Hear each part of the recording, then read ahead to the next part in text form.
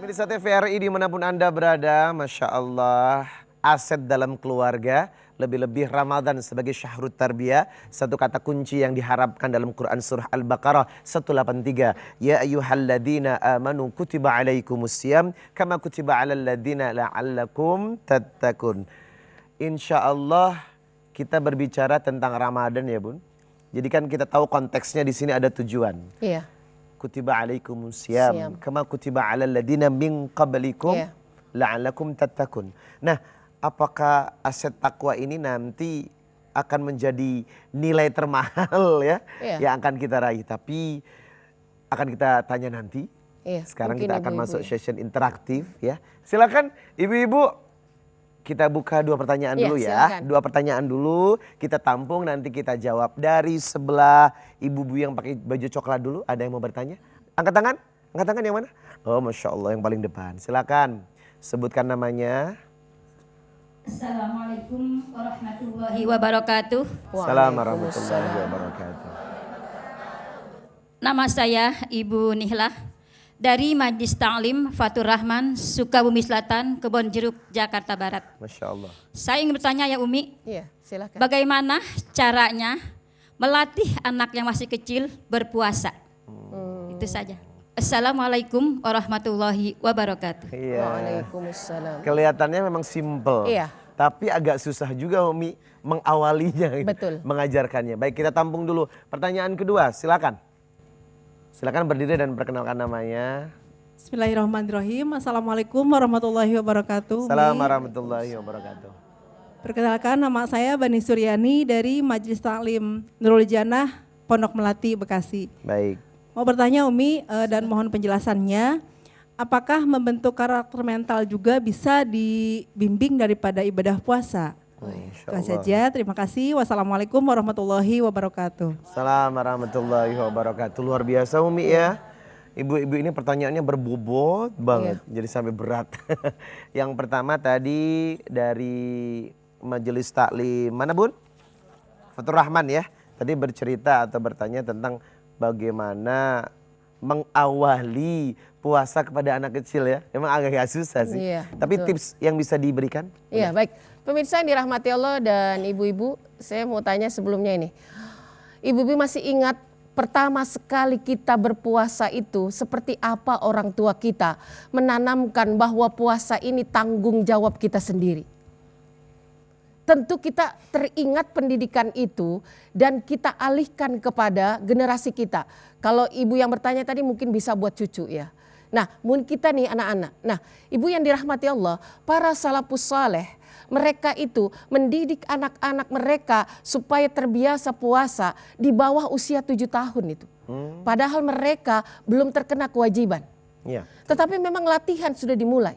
Ketika anak kita sedini mungkin sudah memiliki kesadaran akan nikmatnya ibadah puasa, berarti satu reward terbesar sudah bisa kita peroleh.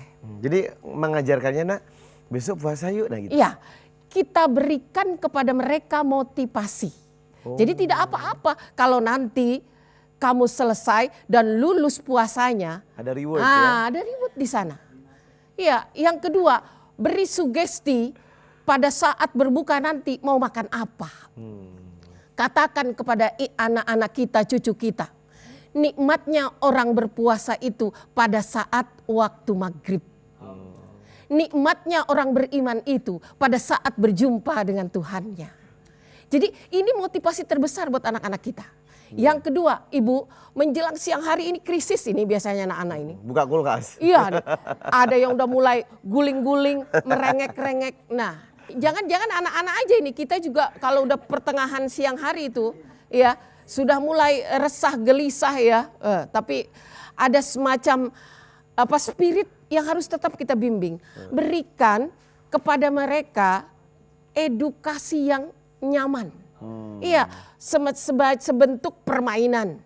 Jadi lupa dia ya? Lupa dia itu. Makanya ya saya bilang tadi, salafus saleh itu membuatkan untuk mereka itu, anak-anak mereka itu semacam permainan itu yang membuat mereka itu lupa. Masya Allah, jadi ada tips menarik ya Bu ya. Jadi kalau sudah menjelang siang, ibu harus sibuk bikin satu permainan yang membuat mereka lupa sampai menjelang buka puasa. Iya, enggak menjelang buka puasa, ibunya harus masak. Tapi jangan salah nih, kalau ibu-ibu kan gini, anak-anaknya dikasih aja ini sekarang mah nggak bikin permainan tuh sudah ada di gadget ya kan gitu ya. Itu hati-hati juga ibu ya. Ada tarbiyah dari kita ini. Dulu juga kita alhamdulillah orang tua kita tuh nggak kenal benda-benda ini ibu ya. Kita dibesarkan itu ya dari orang tua yang memang benar-benar tradisional yang pendekatannya itu benar-benar pendekatan ruh ya. Pendekatan cinta gitu ibu ya, maka kita bisa berikan kepada mereka kisah-kisah para ambia ya, para hero-nya kaum muslimin. Jadi kalau mereka tertidur alhamdulillah ibu, iya.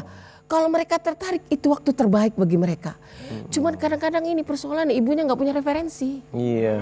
Nah berarti ibunya harus cerdas. Selama Ramadan harus sudah dipersiapkan berbagai kegiatan yang bisa menstimulus, merangsang anak agar bisa sampai berbuka. Jadi tapi boleh nggak jangan siang hanya hari, setengah hari boleh nggak? Nah itulah pelatihan. Boleh ya, itu tahapan kedua. Ya ketika melihat usia mereka, karena memang mereka juga belum terkena kewajiban, minimal setengah hari mereka. Setelah itu mereka minum dan makan, setelah itu berpuasa lagi. Itulah sarana pendidikan buat mereka. Jadi boleh. Jadi bisa merasa bagaimana diawasi oleh Allah perut yang lapar ya, disadari bahwa oh ternyata ada di mana kita saatnya. Jangankan makan yang haram, yang halal saja tidak boleh. Masya Allah. Jadi ada kaidah pembiasaan ya Bu ya. Bisa karena biasa. Oke Umi, sekarang kita jawab pertanyaan yang kedua tadi. Jadi berbicara tentang apakah Ramadan ini bisa dijadikan sebuah event atau bulan di mana merubah mental seseorang dari yang nakal jadi baik gitu. Ramadan itu adalah tarbiyah yang kafah menyeluruh ibu yang dirahmati Allah. Kenapa? Karena badan kita Bu perlu makan. Jiwa kita ini ibu, ruh ini perlu ibadah. Ya. Dan psikis kita ini ibu ya perlu ada satu pelatihan. Yang pertama, apakah Ramadan dengan puasa ini bisa melatih seseorang memiliki kekuatan mental? Tentu. Kalau dia orang yang perkasa, orang yang punya kuasa, lumpuh dengan puasa kita. Apanya yang lumpuh? Karena kita sadar ketidakberdayaan kita. Bisa aja dimanapun kita makan gak ada yang ngawasin. Coba bayangkan ibu. Ketaatan yang mutlak itu pada saat kita berpuasa. Kalau belum waktunya maghrib kita harus taat untuk tidak menyentuhnya. Yang kedua ibu yang dirahmati Allah. Ya. Kalau kita artikan puasa ini bukan hanya sekedar menahan lapar dan haus, terkait juga masalah syahwat, manusia itu mesti direm sebentar nafsu syahwatnya. Yang halal di rumah itu siang hari menjadi haram meskipun dia seliweran tiap jam. Itu kata Mas Agus. Iya, seliweran tiap jam itu. Makanya Rasulullah berkata asyamu junnah ya. Iya, junnah, perisai. Puasa perisai itu ya. Iya.